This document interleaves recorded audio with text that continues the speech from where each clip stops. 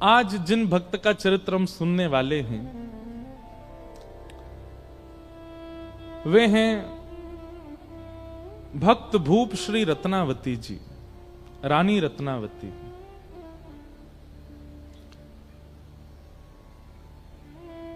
भक्त भूप, भूप मतलब राजा, और भूप शब्द किसके लिए प्रयोग होता है ये हमने आज भी बताया, कल भी बताया। जो ठाकुर जी से ज्यादा ठाकुर जी के भक्तन के भक्त हैं। दासानुदासो भवतास्म भूय, ऐसी भक्त भूप श्री रत्नावती जी।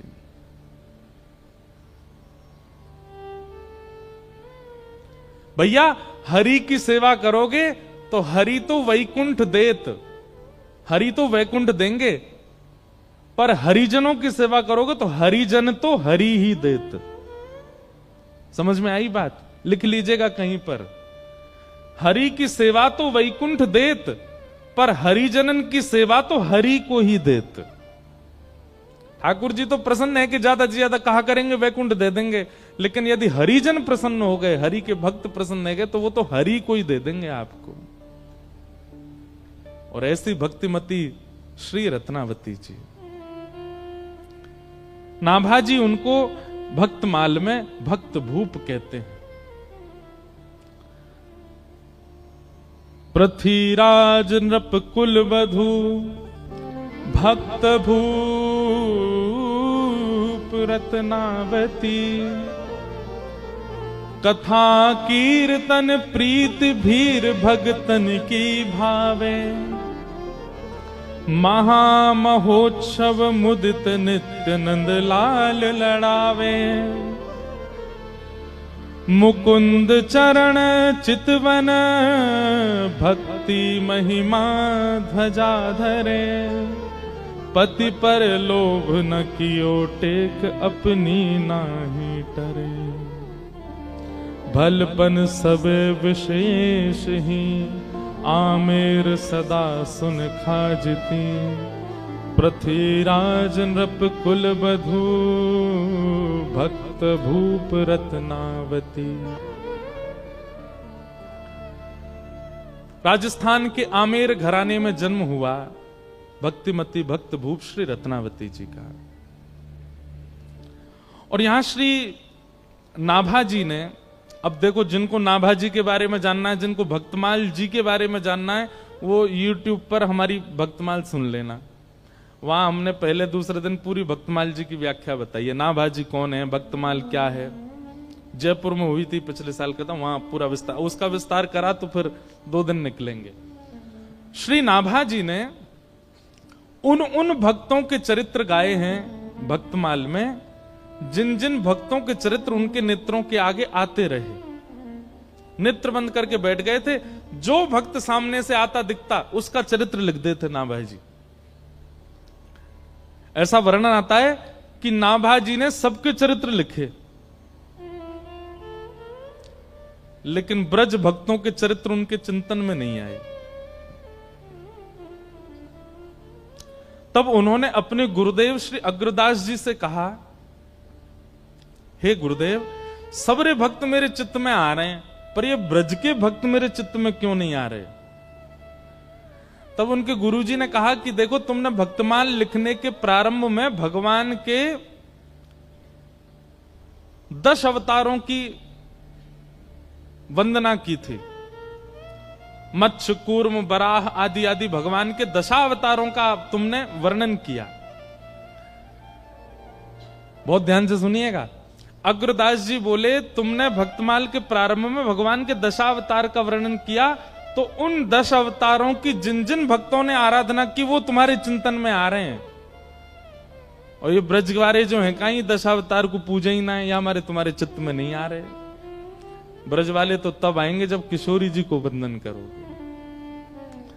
तब श्री नाभाजी ने किशोरी जी का यश गाया। और नाभाजी ने नहीं गाया, अग्रदास जी ने पद गाया। मुझे पद याद नहीं तो सुनाता मैं। किशोरी जी के चरणों की वंदना जब अग्रदास जी ने की, तब नाभाजी के चित्त में सबसे पहले दिखाई दिए श्री हितरवंश महाप्रभु। और महाप्रभु जी का चरित्र लिखने के बाद तब दूसरे नंबर पर दिखाई दिए श्री स्वामी हरदास जी महाराज, और तीसरे में उनको दर्शन हुआ श्री हरिराम व्यास। किशोरी जी की वंदना के बाद फिर ब्रज के भक्त उनके चित्त में आने लगे और फिर उनकी रचना, उनके लीलाएं भी वो लिखने लगे। भक्तमाल सामान्य ग्रंथ नहीं है। भक्तमाल में वर्णित कई भक्तों के चरित्र ऐसे ऐसे अद्भुत हैं जिनको पढ़ सुनकर के व्यक्ति का मन कितना भी मलिन क्यों ना हो, पवित्र हो जाएगा।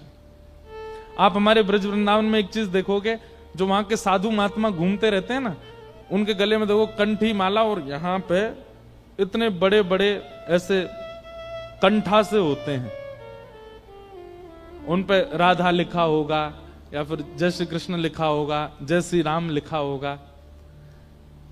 अगर वो मोटे और चौड़े हैं तो उनके भीतर भक्तमाल जी हैं, वो भक्तमाल पहन के रहते हैं 24 घंटा अपने कंठ में, क्योंकि ऐसी ऐसी भावना है कि यदि किसी व्यक्ति के प्राण निकल रहे हों और अंतिम श्वास लेते समय भक्तमाल जी यदि छाती पर रखी होंगी, तो भक्तमाल में जितने भक्त हैं वो सब प्रकट होकर के उसको ठाकुर जी के नुकुंज में लेकर के जाएंगे। ऐसी भक्तमाल जी की भावना है।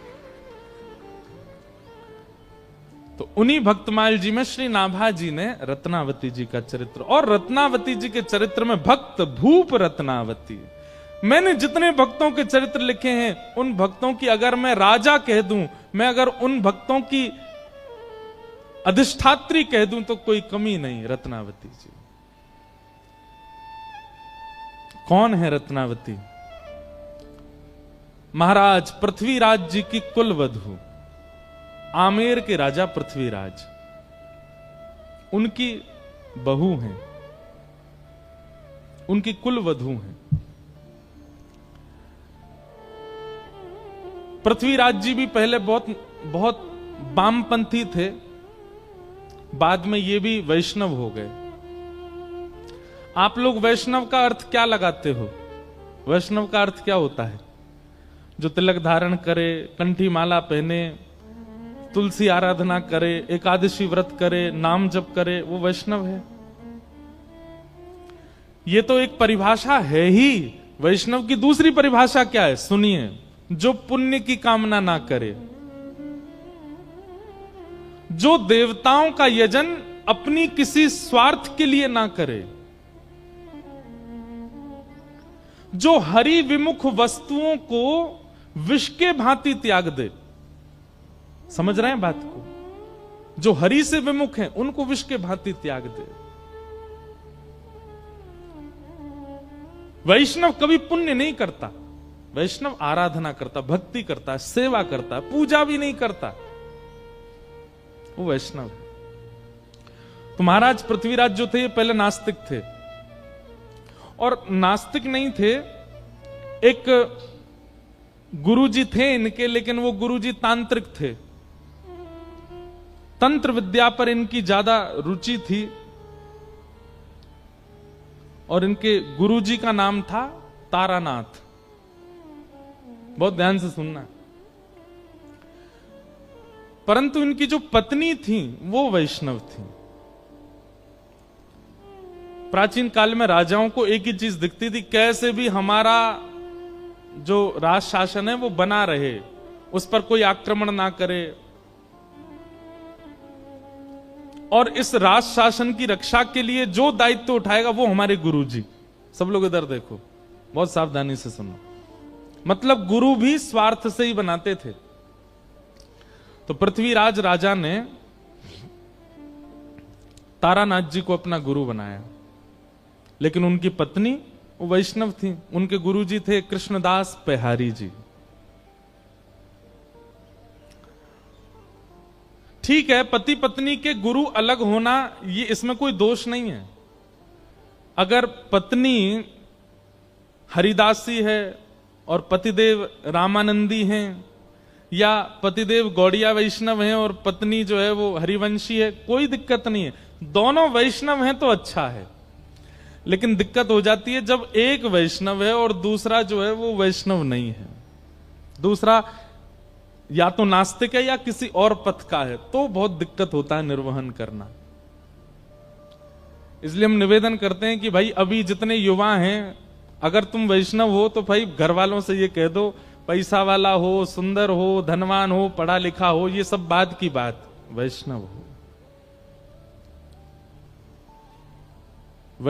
वैष्णव साथ रहें तो ज्यादा अच्छा है। तो पत्नी तो थी वैष्णव, लेकिन श्री पृथ्वीराज जी महाराज जो थे वो तांत्रिक गुरु जी के चेला थे। कभी बलि चढ़वाते थे उनसे, कभी आधी रात बुलवा करके भिन्न भिन्न प्रकार के हवन करवाते थे, कभी कुछ करवाते, कभी कुछ करवाते। और पृथ्वीराज का तांत्रिक विद्या से राज शासन बचा भी हुआ था, उसको और विश्वास हो गया अपने गुरुजी में। अपने गुरुजी से रोज कहते थे, गुरुजी आप मेरे घर कभी प्रसाद पाने आओ। तो तारानाथ कहते, तुम्हारी पत्नी जो है ना वो वैष्णव है, और वैष्णवों का हाथ का खाने से हमारी जो विद्या है वो नष्ट हो जाती है, इसलिए तुम्हारे घर का भोजन मैं नहीं करूंगा। पहले अपनी पत्नी से कहो मुझसे दीक्षा लेवे, मेरी चेली बने, तब मैं आऊंगा घर पे। अब तो घर में पहले कोई विवाद नहीं था, लेकिन अब विवाद होने लगा। क्यों? पृथ्वीराज जी आते और अपनी पत्नी से रोज लड़ते, तुम्हारी वजह से गुरु जी घर नहीं आ रहे हैं, तुम वैष्णव हो, तुम ठाकुर जी की सेवा करती हो, तुम्हारे गुरु जी कृष्णदास बिहारी जी इसलिए गुरु जी नहीं आते, तुम्हारी वजह से हमारा घर जो है गुरु जी के चरणों से नहीं अंकित हो पाया। अब पत्नी कहे मुझे आपके गुरु जी से कोई दिक्कत नहीं, आप किन्हीं को भी भजो, लेकिन अब मैं एक बार दीक्षा ग्रहण कर चुकी, मैं वैष्णव परंपरा में आ चुकी, मैं कैसे त्याग दूं?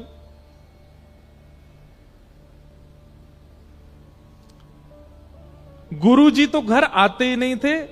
एक समय ऐसा आया कि पृथ्वीराज ने भी घर पर प्रसाद पाना बंद कर दिया, आश्रम जाते गुरु जी के पास ही भोजन करते। अब इससे परेशान हो गई उनकी पत्नी, अब क्या करें? तब एक दिन कृष्णदास बिहारी जी के दर्शन करने के लिए पत्नी गई और उन्होंने जाके चरणों में निवेदन किया, गुरु जी मुझे कोई दिक्कत नहीं कि मेरे पति के गुरुदेव अलग, पर उनकी वजह से घर में ये सब होता है, वो मुझे जबरदस्ती कहते हैं इनसे दीक्षा लो, आप कुछ कृपा करो। कृष्णदास बिहारी जी ने केवल इतना पूछा, तुम्हारे पति के गुरुदेव वैष्णव हैं कि नहीं, ये बताओ। बोले नहीं वैष्णव तो नहीं, वो तो तंत्र विद्या करते हैं, नींबू टांग दो, मिर्ची यूं कर दो, यहां पे ये कर आओ, वहां पे पीछे दिया जलाओ, पीछे मुड़ के मत देखना, ऐसे ऐसे क्रिया करवाते हैं, ये वैष्णव का काम नहीं। और एक बात और बोले आपको, बुरा तो नहीं मानेंगे, आजकल हम सब लोगों का रुझान भी ऐसी जगह बहुत ज्यादा हो गया। कई लोग आते महाराज जी हम बहुत दुखी हैं, हमारे जीवन में बहुत कष्ट है, तो हम उनसे अगर सीधे कहते नाम जप किया करो, ये महाराज जी कुछ नहीं जानते, यूं कह रहे नाम जप करो, लेकिन उनको एक बात कह दो, सुनो आगामी सोमवार से रात के 12 बजे स्नान करना। अच्छा, फिर कोरे वस्त्र पहनना जो पहले नहीं पहने हों, ठीक है, और बाल गीले ही रहने देना, सुखाना मत, कोई है नहीं ऐसे ही है, बाल गीले रहना। अच्छा ठीक है, गीले रहेंगे, शैम्पू लगाएं कि नहीं, लगा लेना। और फिर एक शुद्ध आसन लेना, उस पर बैठ जाना। अच्छा सीधे बोल दिया आसन पे बैठ के नाम जब, तो भी नहीं, आगे 2 पात्र रखना, एक पात्र में पूड़ी रखना, दूसरी पात्र में रोटी रखना, एक पात्र में अचार रखना, दूसरे पात्र, ऐसे 2-4 आइटम बता दो, और फिर बैठ करके हरे कृष्ण कृष्ण कृष्ण हरे हरे, हरे राम राम राम, इसकी 108 माला करना। सांचे गुरु जी हैं, बिल्कुल बिल्कुल सही बता, गीले बाल, नए वस्त्र, रात के 12 बजे, बस इसलिए नाम जप हो जाएगा। महाराज जी पूड़ियों का क्या करना है, सुबह उठ करके गैया को खवा देना, तुम्हारे सारे संकट मिट जाएंगे।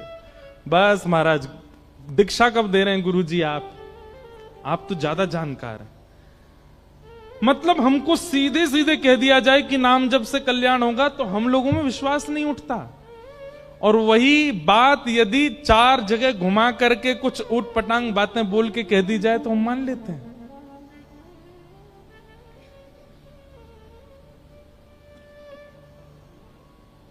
एक बार शिवरात्रि पर मैं गया दर्शन करने महादेव के, तो शंकर भगवान पे काली मिर्च चढ़ी हुई थी खूब सारी। मैंने कि ये क्या है? बोले कि वो कुछ चढ़ा गए, ऐसे ऐसे होता है ये करने। मैंने जय हो, आज शंकर जी बेचारे पजर गए होंगे। क्यों? वैष्णव इन सब में इतने उसके लिए नाम सबसे बड़ा है, उसके लिए सेवा सबसे बड़ी, उसके लिए कथा सबसे बड़ी। अपना कर्म करता रहेगा। गिरना उठना ये तो स्वाभाविक है, संसार में सबके साथ होगा। किसी एक क्रिया से आप कभी ना गिरो ऐसा नहीं हो सकता। आज नहीं तो कल, कल नहीं। एक बात कह दें, तंत्र विद्या से हां जो कल होना है वो परसों पे टल जाएगा, लेकिन होगा जरूर, बच नहीं पाओगे उससे। इसलिए भैया जो आ रहा आज ही भोग लो, काहे को उसको टालो इतना दूर। तो कृष्णदास बिहारी जी बोले, तुम्हारे पतिदेव के गुरुजी वैष्णव नहीं है? बोले वैष्णव तो नहीं है, वो तो ये सब क्रियाकलाप करवाते हैं। बोले रुको हम देखते हैं उनको जाके। और यहां बिहारी जी अपना कमंडल लेकर के और पहुंच गए। आमेर से थोड़ी दूरी पर ही तारानाथ की आश्रम था। वो आश्रम के द्वार के बिल्कुल बाहर जाकर के कृष्णदास बिहारी जी बैठ गए, अपना चिमटा गाड़ दिया, धूना लगा करके वो बैठ के वहीं अपना भजन करने लगे। भीतर जाकर के किसी ने हल्ला किया, बोले बाहर द्वार पर एक महात्मा बैठ गया, आकर के हवन आदि कर रहा है। तो एक तारानाथ जी ने ऊपर से देखा, तो देख करके बोले इसको हटाने का प्रयास करो, इसको यहां से हटाओ, कहीं ऐसा तो नहीं है अपने भक्ति प्रभाव से हमारी तंत्र विद्याओं को नष्ट कर रहा हो। सब लोगों ने जाकर के प्रयास किया, लेकिन कृष्णदास बिहारी जी को कोई हटा नहीं पाया। तब तारानाथ ने सोचा इनको तो मैं हटाऊंगा। तो उसने क्या किया, अपनी तंत्र विद्या से शेर का रूप धारण किया। और शेर का रूप धारण, उसको लगा ये डर के मारे भाग जाएंगे। शेर बन करके जैसे ही आया कृष्णदास बिहारी जी के पास, दहाड़ने लगा सामने खड़ा होकर के। कृष्णदास बिहारी जी बोले, हो तो तुम गधे और बन के शेर आए हो।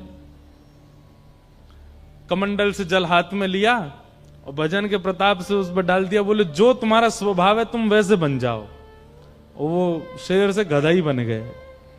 और गधा बन करके महाराज भागे भागे भागे दूर जाकर के कहीं गधा के झुंडन में खड़े हो गए। पृथ्वीराज राजा का नित्य का नियम था कि वो रोज अपने गुरुजी को प्रणाम करने जाते थे। आज जैसे ही गाजे बाजे दल बल के साथ में गुरुदेव को प्रणाम करने के लिए आए,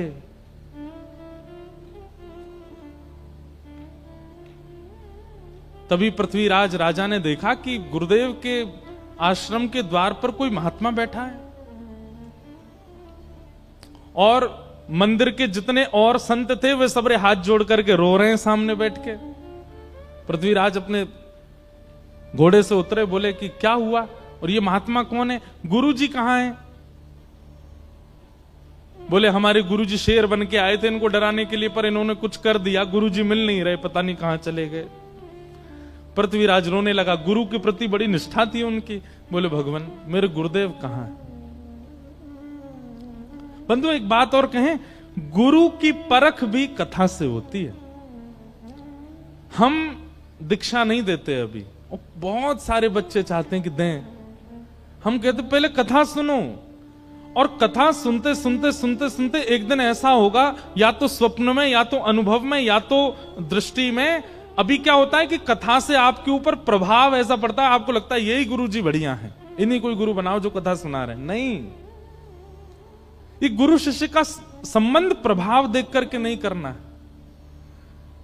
गुरुजी अपने आप आपके चित्त में प्रकट होंगे, अपने आप आपको ऐसा कुछ होगा, जिनकी दृष्टि, जिनका स्वभाव, जिनकी चाल चलन, जिनका रूप, जिनकी वाणी आपको स्थिर कर दे और कोई भावना चित्त में प्रकट ना हो, समझ जाओ वही आपके गुरु हैं। उन्हीं के प्रति गुरु भाव रखो, गुरु निष्ठता रखो।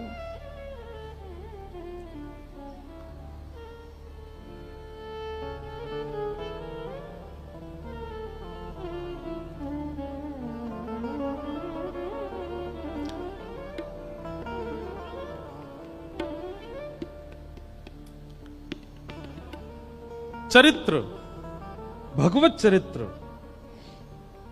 और भक्त चरित्र,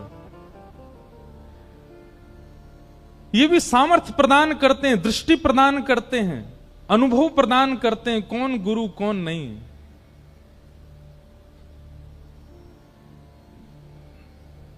बहुत सावधानी से सुनो।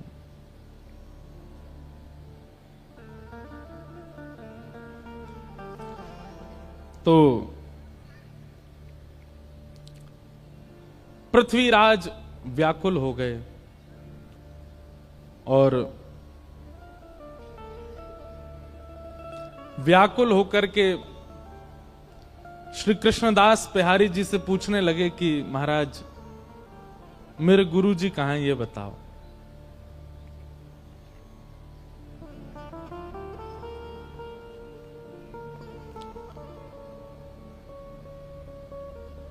मैं निवेदन कर रहा था कि गुरु बोध भी सत्संग कराता है।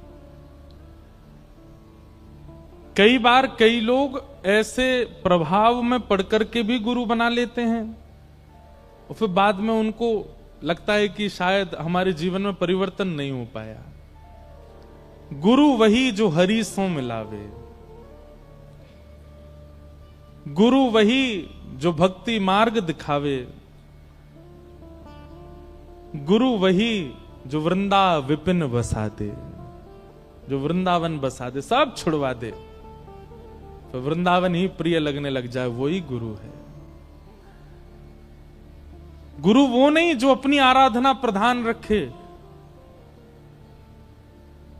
कई लोगों के वचन ऐसे होते हैं कि उनके वचनामृत सुन के वो प्रिय लगने लगते हैं, पर वचनामृत वो श्रेष्ठ जिनके वचनामृत से श्री कृष्ण प्रिय लगने लगे, जिनके वचनामृत से श्री जी प्रिय लगने लगे, वो वचन श्रेष्ठ है। तो पृथ्वीराज गलत गुरु बना चुके हैं अपने जीवन में। आज पेहारी जी के सामने जाकर के बोले महाराज मेरे गुरु जी कहां हैं, मैं आपसे कुछ नहीं चाहता, अपने पूरे आमेर के किले को आपके चरणों में न्योछावर कर दूंगा, बस मेरे गुरुदेव का पता बता दीजिए वो कहां है।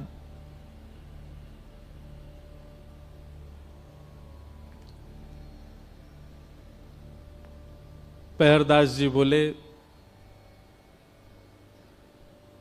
तुम्हारे गुरुजी अब गधा बन गए हैं।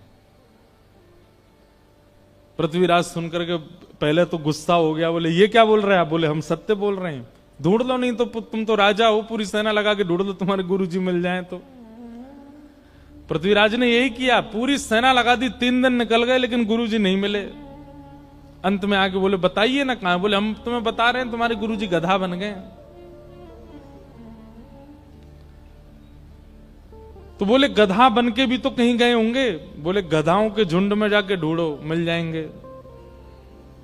बोले पता कैसे लगेगा? हाँ ये हमारे गुरुजी हैं। तो तुम्हारे गुरुजी क्या करते थे? कानन में कुंडल पहनते थे, पैरों में कड़ूला, हाथ में कड़ूला पहनते थे। बोले हाँ, जो 4 कड़ूला वाले कान में कुंडल वाला गधा वही तुम्हारे गुरुजी हैं, जाओ ले आओ। पृथ्वीराज गया, गधों की खोज करने लगा। तभी एक दूर गधा बैठा था, नेत्रों से आंसू गिर रहे थे, उसके कानों में कुंडल थे, हाथों में कड़ूला। पृथ्वीराज गिर गया, जय हो गुरुदेव, मेरे गुरुदेव मिल गए। लेकर के पेहारी जी के पास आया, बोले ये आपने क्या कर दिया मेरे को? बोले देखो हम तुम्हारी नेत्र खोलना चाहते हैं। ये तंत्र विद्या में पड़े हुए और दुनिया भर के इन सब कार्यों में पड़े हुए ये गुरु नहीं हो सकते हैं। गुरु वही जो हरि सो मिलावे। क्षमा कीजिए, एक तो आपकी भी गलती है, आपकी नहीं मतलब हम तो पूरी दुनिया को ही कह रहे हैं, गलती है कि हम गुरु से भी केवल अपनी जिज्ञासाएं ही क्यों पूछते हैं। हमारे घर में सब सुखी हो जाए, सब अच्छा हो जाए, यही याचना क्यों करते हैं? कभी ये क्यों नहीं कहते कि चलिए, भले ही हमारे घर में सब कलेश हैं, हमारे घर में सब व्यथित है, हमारे काम नहीं बनते, पर ये सब छोड़िए, ये बताइए हरि कब मिलेंगे, ठाकुर जी कब मिलेंगे?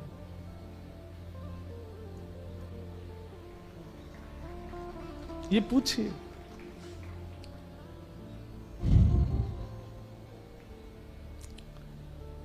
पेहारी जी ने कहा, तुम्हारे गुरुजी तंत्र विद्या बहुत जानते थे, इनसे कह दो अपने आप अपने रूप में आ जाएं। तो गधे को पकड़ के अब पृथ्वीराज कह रहे, गुरुजी आप आ जाइए अपने रूप में, दिखा दीजिए इनको।